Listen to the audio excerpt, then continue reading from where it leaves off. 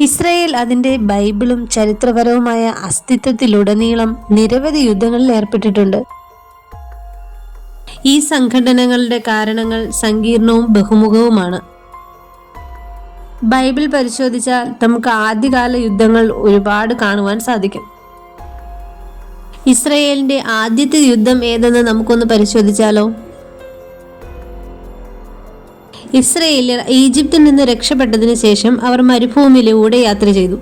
വിവിധ വെല്ലുവിളികളും പ്രയാസങ്ങളും നേരിട്ടു. ഈ വെല്ലുവിളികളിൽ ഒന്ന് റഫീദീമിൽ അമാലേക്യരുടെ ആക്രമണമായിരുന്നു. അമാലേക്യർ ആരെന്നറിയണ്ടേ? ഇസ്രായേലിയരുടെ ശത്രു രാഷ്ട്രമായി ഹീബ്രു ബൈബിളിൽ പരാമർശിച്ചിരിക്കുന്ന പുരാതന ജനതയാണ് അമാലേക്യർ. നേഖേവ്, സിനായ് പ്രദേശങ്ങളിൽ ജീവിച്ചിരുന്ന നാടോടികളായ അല്ലെങ്കിൽ സെമി നൊമാഡിക് ജനത എന്നാണ് അവരെ വിശേഷിപ്പിക്കുന്നത്. നിലവിൽ അമാലേക്യർ ആരാണെന്നതിന് വ്യക്തമായ ഉത്തരമില്ല. അമാലേക്യരെ വംശനാശം സംഭവിച്ച ഒരു ജനതയായി കണക്കാക്കുന്നു. അവരുടെ പിൻഗാമികൾ നന്നായി രേഖപ്പെടുത്തപ്പെട്ടിട്ടുമില്ല. ഇസ്രായേലിയരുടെ ബലഹീനതയും ക്ഷീണവും മുതലെടുത്ത് അമാലേക്യർ റഫീദീമിൽ വെച്ച് അവരെ ആക്രമിച്ചു. ഇസ്രായേലിയർ യുദ്ധത്തിന് വേണ്ടത്ര സജ്ജരായിരുന്നില്ല. അവർ അപ്പോഴും ദൈവത്തിന്റെ സംരക്ഷണത്തിൽ ആശ്രയിക്കാൻ പഠിച്ചുകൊണ്ടിരിക്കുകയായിരുന്നു. ഇസ്രായേലിയരുടെ നേതാവായ മോശ അമാലേക്യർക്കെതിരെ പോരാടാൻ പുരുഷന്മാരെ തിരഞ്ഞെടുക്കുവാൻ യോശുവയോട് നിർദ്ദേശിച്ചു. അതിനിടയിൽ മോശ ഒരു കുന്നിൻ മുകളിൽ ദൈവത്തിന്റെ വടി കയ്യിൽ പിടിച്ചു നിന്നു. മോശ തന്റെ കൈകൾ ഉയർത്തിപ്പിടിച്ചിടത്തോളം കാലം ഇസ്രായേൽ ജയിച്ചു. എന്നാൽ അവൻ കൈകൾ താഴ്ത്തിയപ്പോൾ അമാലേക്യർ മേൽക്കൈ നേടി. മോശയുടെ സഹോദരനും സുഹൃത്തുമായ അഹരോനും ഹൂരും യഥാക്രമം മോശയുടെ ആയുധങ്ങളെ പിന്തുണച്ചു. യുദ്ധത്തിന്റെ അവസാനം വരെ അവയെ ഉയർത്തിപ്പിടിക്കാൻ അവനെ അനുവദിച്ചു. ദൈവത്തിലുള്ള തന്റെ വിശ്വാസവും ആശ്രയവും നിലനിർത്താൻ മോശയെ പ്രാപ്തനാക്കിക്കൊണ്ട് ഈ പിന്തുണയുടെ പ്രവർത്തനം നിർണായകമായിരുന്നു. അമാലേക്യരെ പരാജയപ്പെടുത്തി ഇസ്രായേലിയർ വിജയികളായി. എന്നിരുന്നാലും യുദ്ധത്തിന്റെ വിവരണം എഴുതാനും അമാലേക്യരുടെ സ്മരണകൾ ആകാശത്തിന് കീഴിൽ നിന്ന് ദൈവം പൂർണ്ണമായും ഇല്ലാതാക്കുമെന്ന് ഇസ്രായേലിയരെ ഓർമ്മിപ്പിക്കാനും ദൈവം മോശയോട് നിർദ്ദേശിച്ചു. ഈജിപ്തിൽ നിന്ന് രക്ഷപ്പെട്ടതിനു ശേഷം ഇസ്രായേലിയർ നേടിയ ആദ്യത്തെ പ്രധാന സൈനിക വിജയമാണ് റഫീദീം യുദ്ധം. ഇത് ദൈവത്തിന്റെ തുടർച്ചയായ സാന്നിധ്യവും അവന്റെ ജനത്തിന്റെ സംരക്ഷണവും പ്രകടമാക്കി. അതുപോലെ തന്നെ പ്രതികൂല സാഹചര്യങ്ങളിൽ വിശ്വാസത്തിന്റെയും അനുസരണത്തിന്റെയും പ്രാധാന്യവും. യുദ്ധത്തെക്കുറിച്ച് പറയുന്ന ബൈബിൾ വാക്യങ്ങൾ പുറപ്പാട് പുസ്തകം 17-ാം അധ്യായം 8 മുതൽ 16 വരെയുള്ള വാക്യങ്ങളെ രേഖപ്പെടുത്തിയിട്ടുണ്ട്. ആവർത്തന പുസ്തകം 25-ന്റെ 17 മുതൽ 19 വരെയുള്ള ഭാഗങ്ങളിൽ ഇസ്രായേലിയരെ അമാലേക്യരുടെ വഞ്ചനയെ ഓർമ്മിപ്പിക്കുകയും അവരുടെ ഓർമ്മകൾ ഇല്ലാതാക്കാൻ നിർദ്ദേശിക്കുകയും ചെയ്യുന്നു. ശമൂവേൽ 15-ന്റെ 1 മുതൽ 35 വരെയുള്ള വാക്യങ്ങളിൽ അമാലേക്യരെ ആക്രമിച്ച് നശിപ്പിക്കാൻ ശൗൽ രാജാവിനോടുള്ള ശമൂവേൽ പ്രവാചകന്റെ നിർദ്ദേശവും കാണുവാൻ സാധിക്കും. അങ്ങനെ ദൈവം കൽപ്പിച്ചതുപോലെ അമാലേക്യർ പുരാതന ചരിത്രത്തിന്റെയും മതപാരമ്പര്യത്തിന്റെയും ഒരു പ്രധാന ഭാഗമാണെങ്കിലും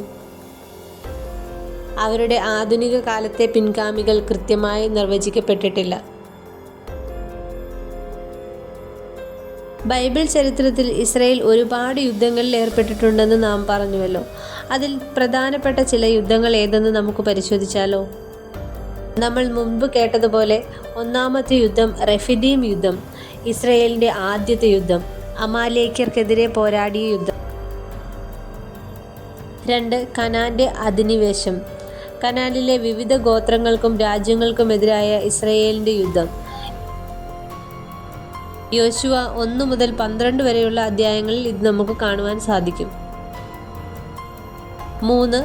ന്യായാധിപന്മാരുടെ യുദ്ധങ്ങൾ, ഫെലിസ്തീനും കനാന്യരും മോവാബ്യരും ഉൾപ്പെടെ വിവിധ ശത്രുക്കൾക്കെതിരെ ഇസ്രായേൽ നടത്തിയ യുദ്ധങ്ങളുടെ ഒരു പരമ്പരയായിരുന്നു ന്യായാധിപന്മാരുടെ യുദ്ധങ്ങൾ. ഇത് ന്യായാധിപന്മാരുടെ പുസ്തകങ്ങൾ 1 മുതൽ 16 വരെയുള്ള അധ്യായങ്ങളിൽ കാണപ്പെടുന്നു.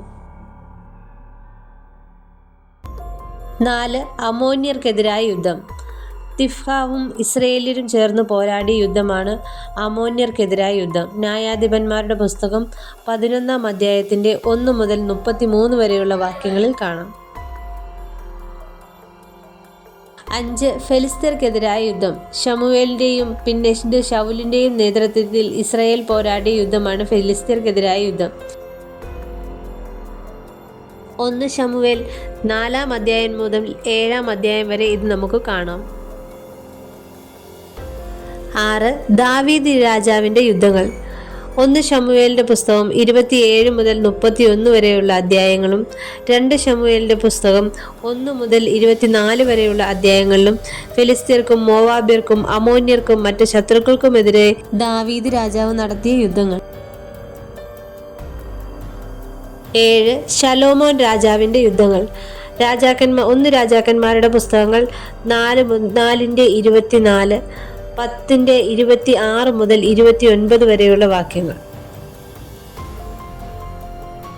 അയൽ രാജ്യങ്ങൾക്കെതിരെ ശലോമോൻ രാജാവിൻ്റെ സൈനിക പ്രവർത്തനങ്ങളാണ് ഈ അധ്യായങ്ങളിൽ നമുക്ക് കാണുവാൻ സാധിക്കുന്നത്. ഈ യുദ്ധങ്ങളാണ് ബൈബിളിൽ രേഖപ്പെടുത്തിയിട്ടുള്ള പ്രധാന യുദ്ധങ്ങൾ. മറ്റനവധി യുദ്ധങ്ങൾ ഉണ്ടെങ്കിലും ഇതാണ് പ്രധാനപ്പെട്ട യുദ്ധങ്ങളായി കണക്കാക്കപ്പെടുന്നത്. ചരിത്രപരമായ യുദ്ധങ്ങൾ ബൈബിളിന് ശേഷമുള്ള കാലഘട്ടത്തിലെ പരിശോധിക്കുകയാണെങ്കിൽ 1. മക്കാബിയൻ കലാപം. BC 167 മുതൽ 160 വരെയുള്ള കാലത്ത് സെലൂസിഡ് സാമ്രാജ്യത്തിനെതിരായ ഒരു യഹൂദ കലാപമാണ് മക്കാബിയൻ കലാപം. 2. Roman Jewish wars. റോമൻ സാമ്രാജ്യവും യഹൂദ വിമതരും തമ്മിൽ നടന്ന യുദ്ധങ്ങളുടെ ഒരു പരമ്പരയാണ് രണ്ടാമത് നടന്ന യുദ്ധം. 3. അറബ് ഇസ്രായേൽ യുദ്ധങ്ങൾ. 1948 മുതൽ 1973 ഇസ്രായേല്യരും അതിൻ്റെ അറബ് അയൽക്കാരും തമ്മിൽ നടന്ന ഒരു സംഘടനകളുടെ പരമ്പരയാണ് അറബ് ഇസ്രായേൽ യുദ്ധങ്ങൾ എന്ന പേരിൽ അറിയപ്പെടുന്നത്. 4. 1948 അറബ് ഇസ്രായേൽ യുദ്ധം. ഈജിപ്ത്, യോർദാൻ, ലെബനൻ, സിറിയ എന്നിവയ്ക്കെതിരായ ഇസ്രായേലിൻ്റെ സ്വതന്ത്ര യുദ്ധമാണ് 1948 യുദ്ധം. 5. 1956 സൂയസ് പ്രതിസന്ധി. ഈജിപ്തിനെതിരെ ഇസ്രായേൽ, ബ്രിട്ടൻ, ഫ്രാൻസ് എന്നിവർ തമ്മിൽ നടന്ന യുദ്ധം. 6. 1967 6 ദിവസത്തെ യുദ്ധം. ഇസ്രായേലും ഈജിപ്തും യോർദാനും സിറിയയും തമ്മിൽ നടന്ന യുദ്ധമാണ് 6 ദിന യുദ്ധം. 7. 1973 യോം കിപ്പൂർ യുദ്ധം. ഇസ്രായേലും ഈജിപ്തും സിറിയയും തമ്മിൽ നടന്ന യുദ്ധമാണ് 1973 യോം കിപ്പൂർ യുദ്ധം. 8. 1982 ലെബനൻ യുദ്ധം. ഇസ്രായേലും ലെബനനും തമ്മിൽ നടന്ന ഒരു യുദ്ധം. 9. 2006 ലെബനൻ യുദ്ധം. ഇസ്രായേലും ഹിസ്ബുള്ളയും തമ്മിൽ നടന്ന യുദ്ധമാണ് 2006 യുദ്ധം. 10. ഗാസ യുദ്ധങ്ങൾ. 2008 മുതൽ 2009 വരെ, 2012 2014 ഗാസയിൽ ഇസ്രായേലും ഹമാസും തമ്മിൽ നടന്ന സംഘടനകളുടെ ഒരു പരമ്പര. ഇസ്രായേൽ പലസ്തീൻ സംഘർഷം ദീർഘകാലവും സങ്കീർണവുമായ ഒരു പ്രശ്നമാണ്. നിലവിലെ സാഹചര്യം പതിറ്റാണ്ടുകളായി പിരിമുറുക്കങ്ങളുടെയും തർക്കങ്ങളുടെയും പരിസമാപ്തിയാണ്. വെസ്റ്റ് ബാങ്കിലെയും ഗാസ മുനമ്പിലെയും ഇസ്രായേൽ അധിനിവേശം, ജെറുസലേമിൻ്റെ സ്ഥിതി, ഇസ്രായേലിൻ്റെ വാസസ്ഥലങ്ങൾ, അതിർത്തികൾ, സുരക്ഷ, ജലാവകാശം, പലസ്തീന് തിരിച്ചു വരാനുള്ള അവകാശം തുടങ്ങിയ പ്രധാന വംശങ്ങളെ ചുറ്റിപ്പറ്റിയാണ് ഈ സംഘർഷം.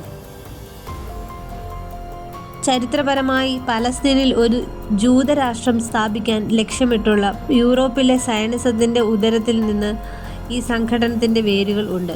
ഇത് സയനിസത്തെ കൂടുതലായി എതിർക്കുന്ന പ്രാദേശിക അറബ് ജനതയെ കുടിയിറക്കാനും കാരണമായി. 1948 ഫലസ്തീൻ യുദ്ധം ഇസ്രായേൽ സ്ഥാപിതമായി ഗാസ മുനമ്പും വെസ്റ്റ് ബാങ്കും യഥാക്രമം ഈജിപ്തും യോർദാനും നിയന്ത്രിച്ചു. സമീപ വർഷങ്ങളിൽ സംഘർഷം വർദ്ധിച്ചു. ആപേക്ഷിക ശാന്തതയുടെ കാലഘട്ടങ്ങൾ. ആക്രമണം പൊട്ടിപ്പുറപ്പെട്ടു. 2006 ഗാസയിൽ ഇസ്രയേലും ഹമാസിന്റെ നേതൃത്വത്തിലുള്ള സായുധ സംഘങ്ങളും തമ്മിലുള്ള സംഘർഷം ഒരു സുപ്രധാന വഴിത്തിരിവായി. ഗാസയിലെ ഇസ്രയേലിന്റെ നടപടികളെ ചില അന്താരാഷ്ട്ര നിയമവിദഗ്ധരും മനുഷ്യാവകാശ സംഘടനകളും വംശഹത്യയാണെന്ന് വിശേഷിപ്പിച്ചു. ഇന്നും സമാധാന ചർച്ചകൾ തുടരുകയാണ്. വിവിധ നിർദ്ദേശങ്ങളും സംരംഭങ്ങളും മുന്നോട്ട് വെച്ചിട്ടുണ്ട്. 1993-ലെയും 1995-ലെയും ഓസ്ലോ ഉടമ്പടികൾ സമാധാനത്തിലുള്ള ഒരു ചട്ടക്കൂട് സ്ഥാപിക്കാൻ ലക്ഷ്യമിട്ടിരുന്നുവെങ്കിലും ശാശ്വതമായ ഒരു പ്രമേയം കൈവരിക്കുന്നതിൽ ആത്യന്തികമായി പരാജയപ്പെട്ടു. 2002 ക്വാർട്ടറ്റ് നിർദ്ദേശിച്ച സമാധാനത്തിലുള്ള റോഡ് മാപ്പും നിർദ്ദിഷ്ട ലക്ഷ്യങ്ങൾ കൈവരിക്കാൻ ഇരു കക്ഷികൾക്കും കഴിയാത്തതിനാൽ സ്തംഭിച്ചു. നിലവിലെ സ്ഥിതിഗതികൾ അസ്ഥിരമായി തുടരുന്നു.